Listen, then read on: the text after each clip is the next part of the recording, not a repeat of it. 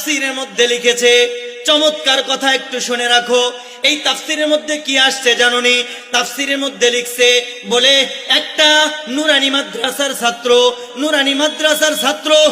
তার বুকের মধ্যে যেই পরিমাণ কোরআনের হরফকে জমা রাখে, আমার কথাটা বুঝেন, যেই পরিমাণ একজন আলেম না, হাফেজ না, শুধু একজন নুরানি মাদ্রাসার ছাত্র তার সিনার মধ্যে যেই পরিমাণ কোরআনের হরফগুলা জমা রাখে, বলে এই পরিমাণ হরফগুলাকে যদি, এই তেলাওয়াতটাকে যদি বলে চন্দ্রের মাধ্যমে, বলে দুনিয়ার কোন যান্ত্রিক নিয়ন্ত্রণে যদি এটাকে রূপ দেওয়া হইতো, তাহলে দুনিয়াতে যত সৈন্য আছে, আকাশে যত নক্ষত্র আছে, যত চাঁদ আছে, যত তারকা আছে, বলে সবগুলাকে একত্রিত করলে যেই পরিমাণ আলোতে ঝকমক করবে, বলে নুরানি মাদ্রাসার ছাত্রর কলবের মধ্যে যেই পরিমাণ আয়াতগুলো জমা আছে, এইগুলাকে বের কইরা যদি একটা এইভাবে রূপ দেওয়া হয়, তাহলে সমস্ত তারকারাজির চেয়ে তার সিনার জমা ওই তেলাওয়াতটা আরো বড় ঝলমল করতো।